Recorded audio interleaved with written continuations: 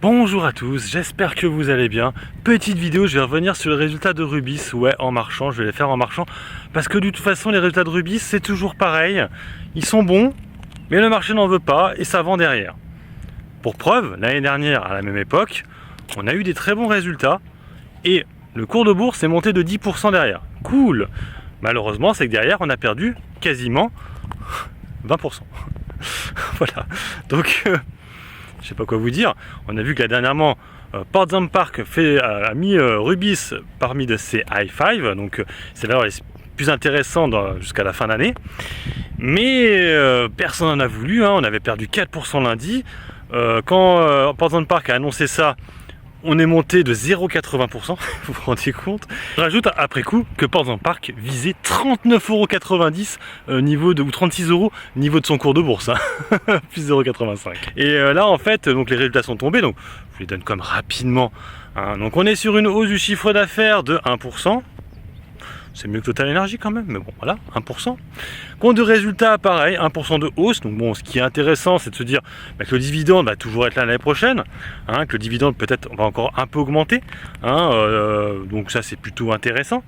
Mais la question est surtout combien on va se faire encore avoir, parce qu'à chaque fois c'est le même scénario, hein, c'est-à-dire qu'à chaque fois la société donne des résultats et le cours de bourse ne veut pas monter. Je rappelle que c'est comme ça depuis 2018. 2018, on n'arrête pas de chuter, on était à 80 €, on est actuellement à 22 €. Bien sûr, il y a eu le Covid, mais cela n'explique pas tout, hein. On a des dossiers comme Total Energy, qui n'est pas tout à fait la même chose, mais quand même, qui est à des plus hauts quasi historiques. Et elle, Rubis, n'est pas du tout sexy.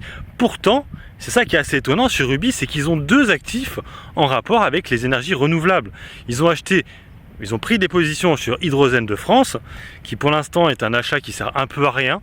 Hydrogène de France qui coté en bourse ne fait pas grand chose, elle n'a pas de chiffre d'affaires. Et l'autre, c'est Photosol. Photosol, pour le coup, n'est pas coté en bourse, mais on voit qu'il y a du mieux, hein. C'est tout ce qui est en rapport avec le photovoltaïque. Justement, ils en parlent dans le communiqué de presse, ils disent qu'effectivement Photosol, ils revoient à la hausse leurs estimations pour 2030. Donc on voit qu'ils commencent un peu à comprendre qu'il faut changer de méthode de communication et essayer de plus parler en rapport avec les énergies renouvelables et du coup Photosol.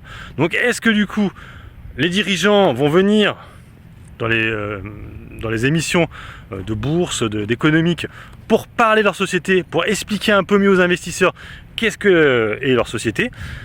Ils l'avaient déjà fait il y a quelques temps en arrière, je me rappelle, ils avaient annoncé qu'effectivement, ils avaient dit qu'ils trouvaient que leur société était pas chère actuellement, on était à 30 €, on est maintenant à 22 €, donc ils pourraient redire ça de nouveau. Mais ce serait bien qu'on se tape un plus 10, plus 11% sur le dossier, qu'il y a vraiment quelque chose qui se mette en place, parce que là, franchement, le dossier, c'est un encéphalogramme. Le dossier, c'est un encéphalogramme. Le dossier, c'est un encéphalogramme plat. Ça ne fait plus rien, ça monte légèrement et dès que ça monte, ça redescend. C'est devenu un dossier de trader et pas d'investisseur long terme. Franchement, je vous dis qu'un investisseur long terme, il ne peut pas gagner de l'argent dessus. Je vous mets au défi d'avoir gagné de l'argent dessus en ayant gardé une position plus de 6 mois. C'est quasiment impossible. Donc voilà, hein, même un an, c'est encore pire.